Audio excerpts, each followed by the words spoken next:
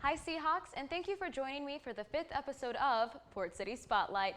This past weekend was my birthday, so I traveled downtown for a night of poetry and karaoke.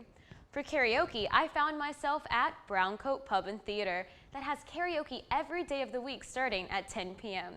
You are greeted by the sounds of brave souls belting 80s rock ballads and Cyndi Lauper. If you need to use the restroom, it's located in the TARDIS, a time-traveling phone booth from the TV series Doctor Who.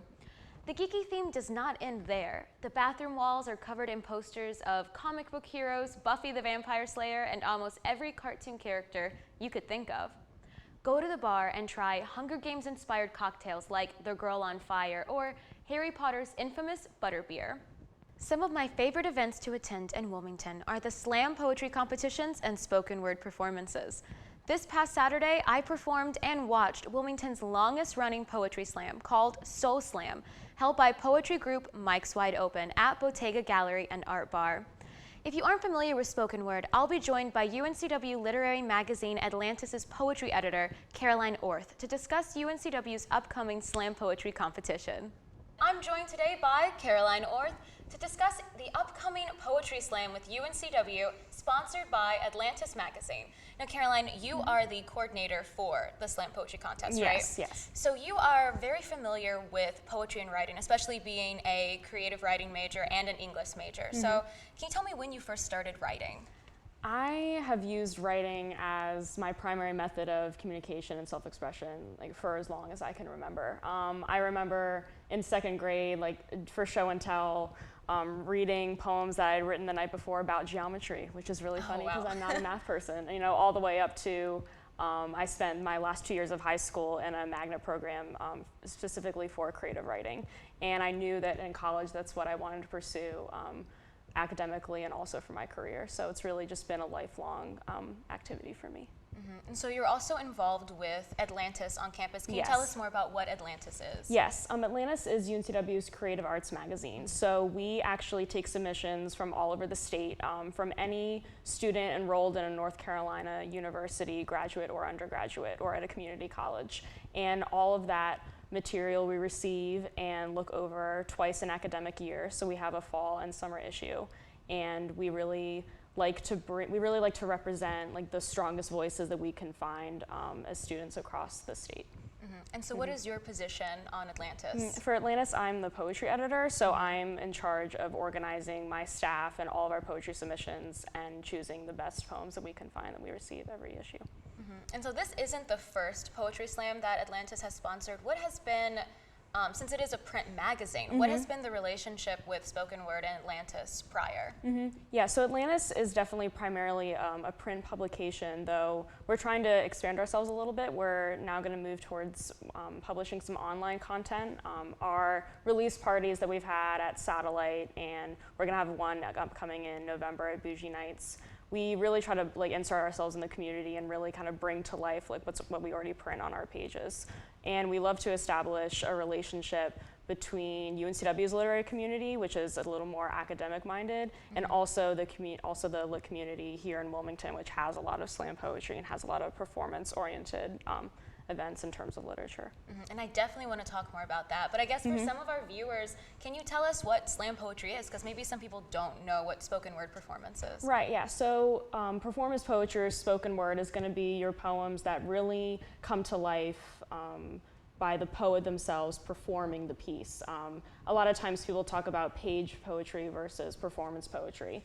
While performance poetry can and should stand strongly on the page itself, it really becomes animated and you really understand and can comprehend the work itself by the way that it's performed. So you'll have your spoken word and your performance poetry performed at a poetry slam, which is going to be your competitive venue for that kind of work.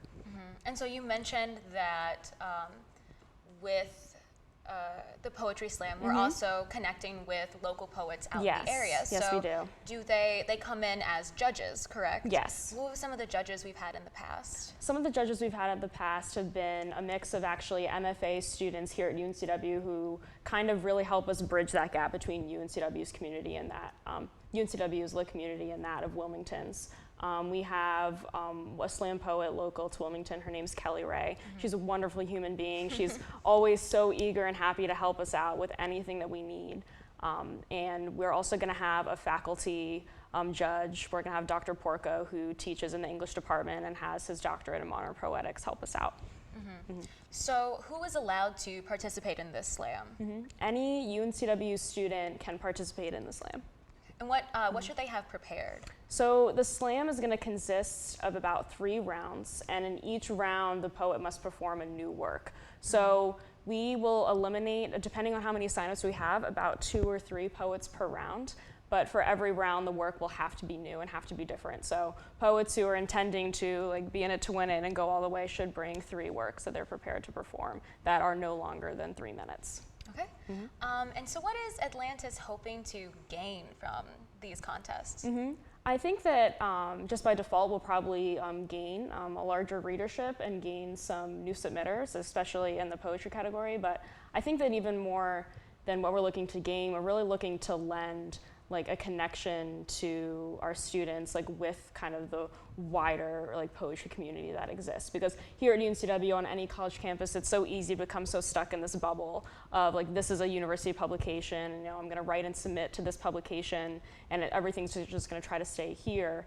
But we really like to bring in outsiders and people that really contribute to what we do here, so we can connect students with those voices and have them become part of something bigger than just what's going on here at UNCW. Yeah, I definitely agree, because I participated last year, and because being involved with the Poetry Slam, I learned what Atlantis was, because as a transfer student, it was new to me, and so I got to learn about the magazine, and then participating in the slam, I got to meet other local slam poets, and so I learned about Mike's Wide Open, I learned about great poets in an area like TMI and Lyrically Blessed, so I feel definitely, and I'm sure Atlantis agrees, this is a great way to kind of dig into the lifestyles of Wilmington that goes beyond our campus. Absolutely. Because the art is such an important element of Wilmington. It is, yeah. Sorry, I just want to thank you so much for coming in today. Thank you for having me. Absolutely. Let's check out what is happening this weekend. Ranked as one of the top must-dos in Wilmington are the history walking tours held by the company Tour Old Wilmington. On October 3rd, you can discover Wilmington's Victorian era, take a trip back to the Civil War, and learn sea tales, folklore, and local customs. These tours start on foot at Market and Water Street. This is a great opportunity for freshmen or transfer students to explore their town outside of the beach or campus. If you've ever wanted to learn more about the historic homes of our town or the importance of the Cape Fear River, mark your calendars for this educational and fun tour, costing only $10. How about trying a night under the stars this Saturday? Bailey Theater Park is hosting the Real Wilmington's film series. Each Saturday, a movie filmed right here in the Carolinas will be showcased under the night sky. This week's feature is The Muppets from Space. Enjoy this Jim Henson throwback with a couple of friends, a box of popcorn, and a cozy blanket. The movie starts at 7:30 p.m. Port City Spotlight loves Wilmington's artists, so I highly recommend traveling to Wilmington's 7-acre water garden for the event Art in the Arboretum. An annual event falling between October 2nd and the 4th will be a weekend of music, art, and flowers. The event will feature local artists' work, including paintings, prints, pottery, and sculptures. This year, things will get heated as artists will compete for hand-painted ribbons for 1st, 2nd, and 3rd place in the 2D and 3D categories. Save the date to attend Wilmington's largest outdoor garden party. It's time to boogie in the park with Wilmington band Sonic Spectrum, an electronic mix of funk, rock, and soul.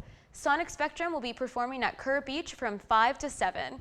Boogie in the Park is an event ending on October 18th with the beach and soul band The Imitations. So make your way to the ocean for some local live music and before it ends for the year.